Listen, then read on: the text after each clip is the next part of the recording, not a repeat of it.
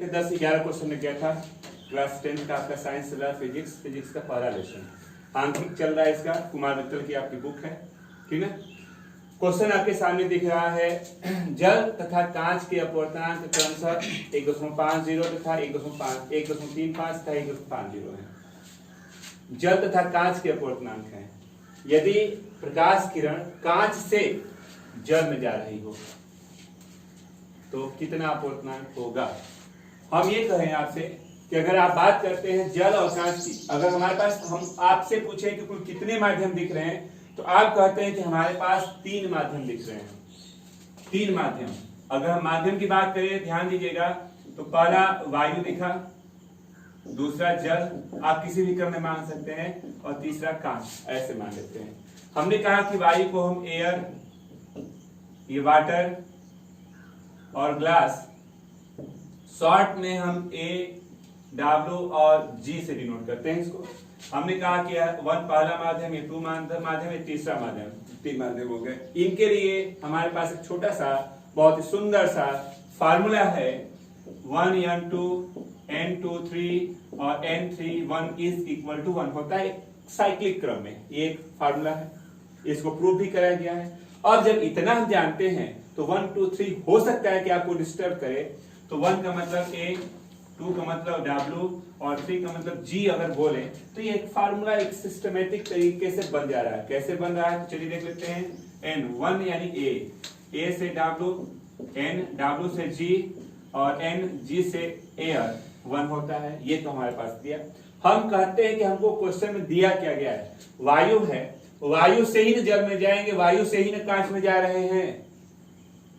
कांच वायु में आप जा रहे हैं तो कहां से जा रहे हैं, ये आप जो वायु का जो माध्यम है उसी से न जाएंगे, उसमें एंट्री करेंगे। हमारे कहने का मतलब कि हमारे पास यह जो अपवर्तनांक दिया गया, ये जो अपवर्तनांक है जल का है, तो हवा से आप जल में जा रहे हैं, एयर टू जल यानी वाटर, इसकी वैल्यू दे दिया। कांच यानी ग्लास में जाए हैं तो हवा से जा रहे हैं, यानी एयर से ग्लास में जा रहे हैं, तो एयर टू ग्लास हो गया ये 1.50। अब कह रहा है कि जब 2 ये दे दिया गया है, क्या पूछ रहा है, कांच से आप जल में जा रहे हैं, कांच मतलब ग्लास, जल यानी वाटर, तो यह कितना होगा। तो ये तो हमारे पास एक्यूरेट फार्मूला है। अब इनसे जो पूछ रहा है पहले उनको गेस कर लेते हैं, फिर बनाते हैं नया सा फार्मूला। तो NGNW, GNW, देखिए ये WG है, हमको उल्टा चाहिए तो इनको खींच गिराते हैं नीचे, बाकी को रहने दीजिए। बाकी में भी थोड़ी सी सावधानी हम लोग बरतेंगे। देखिए इनको हमको इधर ले जाना है, इनको टच मत करिएगा, बाहर ले जाना है इनको। ए से W है, रहने दीजिए, इसके साथ छेड़खानी मत करिए। G से A, हमको A से G दिया है या G से A है, तो नीचे लाएंगे तो यह A से G हो जाएगा अपन आके। कल मैं बताया था ना कि अपान आता है तो माध्यम बदल जाते हैं, अपोजिट हो जाते हैं। हमने आपको एक हिंट दिया था कि 1n2 को हम अपान में करके 2n1 बोलते हैं। तो सेम इसी प्रॉपर्टी से अगर ये हमारे पास G से A जा रहे हैं, हमको A से G है, तो इस A से G यहां करने के लिए इसको अपान करेंगे तो A से G, A पहले G बाद में हो जाएगा अपान में होके, वह फार्मूला कह रहा है। तो आपने कहा कि इसको नीचे लाएंगे तो N A से G हो गया, और इसको अपान ला रहे हैं तो 1/NWG, और 1/N को कुछ ऐसे चेंज करके लिखते हैं, तो इसका भी आपस में रिप्लेस करेंगे तो पूरा NGW हो जाएगा यह। तो हमने कहा कि हमारे पास फार्मूला बना NGW is equal to NAW हो गया और NAG हो गया। आपने कहा कि हमारे पास मान दिए गए, बस रखना है यहाँ पे। तो चलिए NGW, इसका मान दिया गया है 1.35 और इसका मान दिया गया है 1.50, दशमलव 2 स्थान पे हट गया, तो यहाँ पे हो गया 135 बटा में 150। कटा दीजिए 5 से नहीं, आप 15 से कटा दीजिए, 15 9 और 15 दहाइयम। NGW इज इक्वल टू 9 में 10 से भाग देंगे तो 0.9 हो जाएगा। ये है इसका आंसर, नोट कर लें। आपके सामने नेक्स्ट क्वेश्चन दिख रहा है, पढ़ देते सुन लीजिए। वायु तथा जल में प्रकाश की चालें क्रमशः 3 × 10⁸ मीटर पर सेकेंड तथा 2.25 × 10⁸ मीटर पर सेकेंड है। वायु के सापेक्ष जल का अपवर्तनांक आपको ज्ञात करना है। तो आपने कहा कि ठीक है, दिया क्या है, वायु तथा जल में प्रकाश की चाल आपको दिया गया है। वायु में प्रकाश की चाल 3 × 10⁸ मीटर पर सेकेंड। जल में दिया है, जल में प्रकाश की चाल 2.25 × 10⁸ मीटर पर सेकेंड। आपसे पूछ रहा है वायु के सापेक्ष जल का अपवर्तनांक। वायु से जल में आप जा रहे हैं तो वायु यानी एयर, जल मतलब यह वाटर, इसका अपवर्तनांक क्या होगा। एयर से वाटर में आप एंट्री किए हैं तो इसका फार्मूला बनता है, पहला माध्यम आप देखें तो एयर है, तो लिख देंगे एयर मतलब वायु में प्रकाश की चाल बटा में W है, यानी जल में प्रकाश की चाल। आप लिखते हैं जल में प्रकाश की चाल। एक माध्यम से दूसरे माध्यम में आप जा रहे हैं तो चलिए इसका मान दिया गया है 3 × 10⁸, 2.25 10⁸ कटा दीजिए तो NaW हो गया। 2 स्थान पे दशमलव है तो 100 से गुणा 100 से भाग कर लेते हैं। 100 से ऊपर गुणा हुआ तो 300 हो गया, ठीक ना। और नीचे 100 से हुआ तो दशमलव हट जाएगा सिर्फ, यानी 225 कर सकते हैं। इसको अब कटाते हैं, मान लीजिए हम 5 से कटा देते हैं तो 5 × 30, 5 × 20, 50 25, 15 × 3 45, 15 × 4 60, 15 से कटा दीजिए 4/3 तो NaW आप भाग दे सकते हैं तो 3 × 3 1 10 3 3 इसका अपवर्तनांक क्या होगा तो 1.33 इसका अपवर्तनांक हो जाएगा। नोट करें, अपवर्तनांक का सूत्र था आपको याद होगा sin I / sin R। sin I sin R अपवर्तनांक का सूत्र होता है, जिसको स्नेल का नियम भी बोलते हैं। sin I / sin R को हम स्नेल का नियम भी बोलते हैं। I क्या है, R क्या है। तो जब आप डायग्राम बताया गया था तो आपको बताया था आपतन कोण और परावर्तन कोण, बताइए बताया गया था। अब हम बात करें कि जब ये परपेंडिकुलर है, ये 90 अंश का है, तो 90 में से ये पूरा कोण 90 में से 45 जाएगा तो I की वैल्यू कितनी हो जाएगी। ये भी 90 अंश है तो यह 30 घट जाएगा, पूरा 90 में से 30 जाएगा तो ये कितना होगा 60 हो जाएगा। तो हमको I और R का मान मालूम हो गया। चलिए यहाँ रखते हैं तो N = sin I मतलब 45 और sin R मतलब 60। N sin 45 का मान 1/√2 और sin 60 का मान होता है √3/2 बोलते हैं आप, ये √3/2 हो गया। तो N की वैल्यू 2 ऊपर जाएगा, 20 का 20 में गुणा कर लेंगे तो इतना होगा, तो यह कटेगा ऊपर वाले से तो √2/√3 लिख सकते हैं। अगर आप इसको पॉइंट में लगाना चाहें तो पॉइंट में लगाना चाहें, या दूसरा भी तरीका पॉइंट में अगर नहीं लिखते हैं तो नीचे करणी नहीं लिखा जाता है, तो इस करणी में 3 को बिना करणी का करने के लिए करणी में 3 से गुणा और करणी में 3 से भाग करेंगे तो यहाँ पे n √6/6 बोल सकते हैं। आप यहाँ भी आंसर छोड़ सकते हैं तो छोड़ दीजिए, ये आपका आंसर हो गया। नोट कर लें। हम आपतन कोण की बात करें और अपवर्तन कोण की अगर हम लोग बात करें, हम ये कहते हैं आपतन परावर्तन ले लीजिए, आपतन कोण परावर्तन कोण भी ले सकते हैं। आपतन कोण ले सकते हैं I, तो परावर्तन कोण R भी बोल सकते हैं, हम जैसा बोलना चाहें। हम ये कहते हैं कि जो चित्र दिख रहा है इसमें अपवर्तनांक की बात किया। अपवर्तनांक का मतलब हम n बोलते हैं sin I / sin R बोलते हैं। हम ये कहें कि ये 135 अंश है। आपतन और अपवर्तन कोण जब हम परपेंडिकुलर खींचते हैं तो उससे जो टचिंग में कोण होता है वही ना होता है। अगर हम इसमें परपेंडिकुलर खींचते हैं तो ये I और ये R, बोलिए अगर हम इसमें परपेंडिकुलर खींच दें, पूरा ये 135 था, ये 120 था।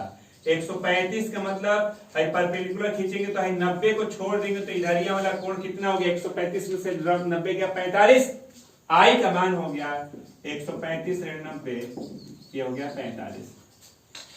अगर ये परपेंडिकुलर आपने खींचा तो पूरा 120 था, 120 में से 90 जाएगा तो इधर वाला कोण आज 120 ऋण 90 बोल सकते हैं, तो 120 ऋण 90 मतलब 30 अंश। रख लीजिए यहाँ sin I मतलब sin 45 और sin R मतलब sin 30। n = sin 45 का मान 1/√2, 1/2, 2 ऊपर जाएगा ना, आप इसको 2/√2 बोलेंगे तो n की वैल्यू कटा दीजिए, √2 और √2 को 1.414 भी बोल सकते हैं। ये आपका अपवर्तनांक हो गया आंसर, नोट करें। हैं आंकिक का पहला क्वेश्चन आपके सामने दिख रहा है लेसन का। पहला क्वेश्चन कह रहा है, सुनिएगा ध्यान से सुनिएगा, एक अवतल दर्पण।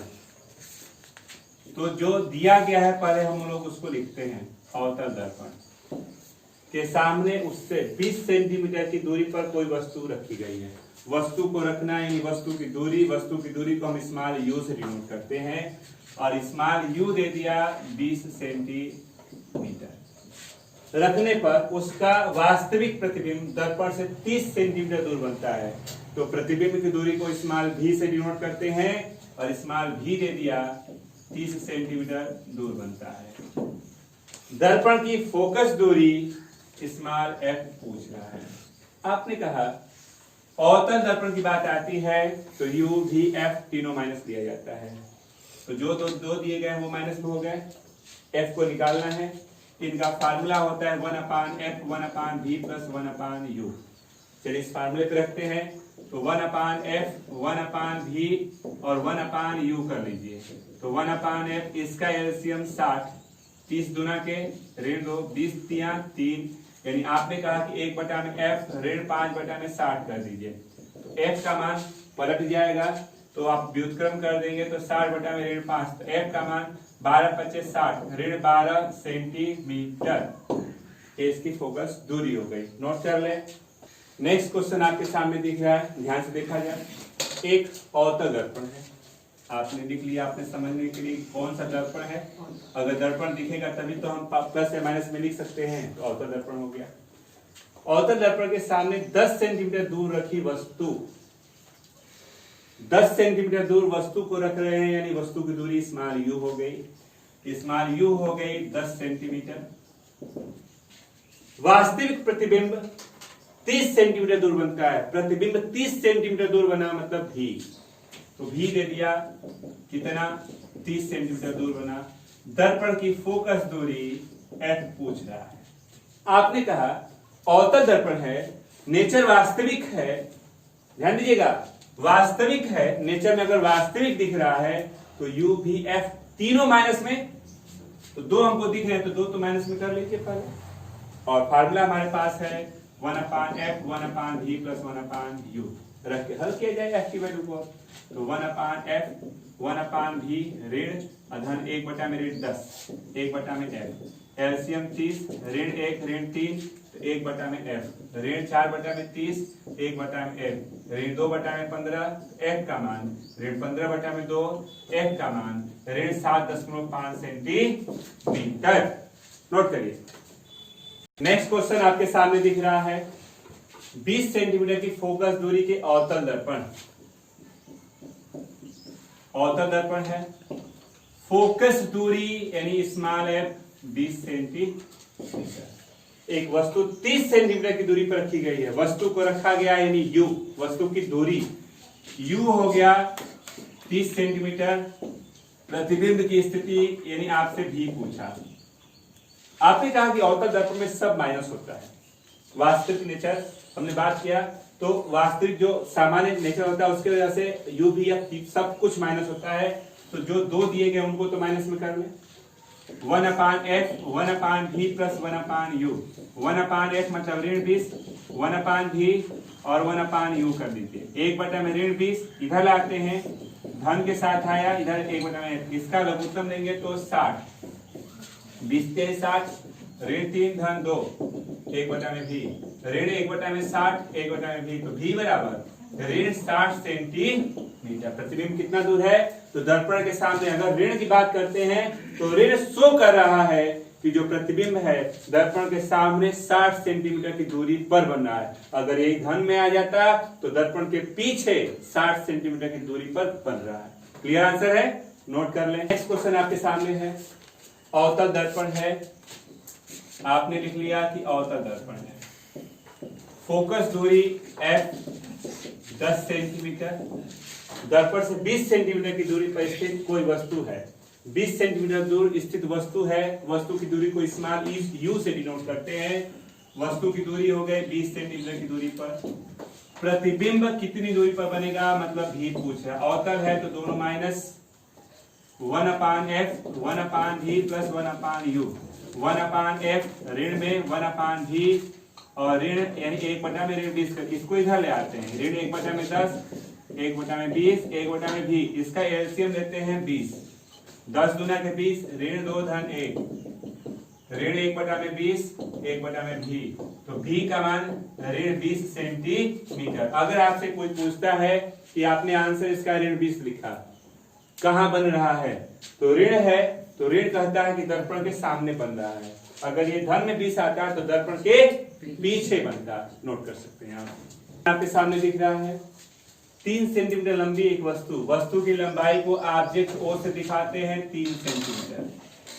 8 सेंटीमीटर की वक्रता त्रिज्या यानी कैपिटल आर 8 सेंटीमीटर। अवतल दर्पण है तो उसको भी आप लिख लेते हैं कि यह अवतल दर्पण है। के सामने 12 सेंटीमीटर की दूरी पर मुख्य अक्ष के लंबवत रखी है, तो वस्तु को रख रहे हैं ना, तो वस्तु की दूरी u हो गई 12 सेंटीमीटर। प्रतिबिंब की स्थिति भी, प्रतिबिंब का आकार I और पूछ रहा है प्रकृति नेचर। O दिया R दिया, R की सहायता से R का आधा कर देंगे तो फोकस दूरी आएगी, तो 8 का आधा 4 सेंटीमीटर फोकस दूरी। अवतल दर्पण है तो दोनों माइनस, अब जब 2 दे दिया गया तो भी निकाला जा सकता है 1/f 1/v 1/u 1/f f की जगह पे ऋण 4 1/v और u की जगह पे ऋण 12 वाले को इधर ले आते हैं तो ऋण 1/4 है, धन 1/12 है, 1/v हो गया। एलसीएम हो गया 12, 4 के 12 ऋण 3 धन 1 1/v ऋण 2/12 है 1/v ऋण 1/6 1/v तो v बराबर ऋण 6 सेंटीमीटर। v आ गया। आपके पास सूत्र था m बराबर v बाई u बराबर i बाई o था। i इमेज की लंबाई निकालना है। यम की कोई जरूरत नहीं, यम को छोड़ सकते हैं, आप इस 2 को लेते हैं। v की जगह पे ऋण 6 u की जगह पे ऋण 12 i और o हमको दिया गया है 3 तो ऋण ऋण कट गया 6 दूना के 12 यानी आप बोलेंगे i की वैल्यू 3 ऊपर आएगा 3/2 3/2 यानी i हो गया 1.5 सेंटीमीटर। अब सुनिए कंप्लीट आंसर, इसका नेचर क्या लिखेंगे। नेचर भी पूछ रहा है ना, प्रकृति बताइए, तो आपने लिखा है यहाँ इसका नेचर यानी प्रकृति क्या है, सुनिए ध्यान से। 3 से 1.5 प्रतिबिंब हो गया यानी छोटा, 3 का आधा 1.5 हो गया ना, छोटा हो गया। भी ऋणात्मक है, दर्पण के सामने बन गया, धन में होता तो पीछे बनता। तीनों के तीनों F, U और V तीनों ऋण में है तो अवतल दर्पण का नेचर वेरीफाई हो गया वास्तविक। तो आपने लिखा कि प्रतिबिंब दर्पण के सामने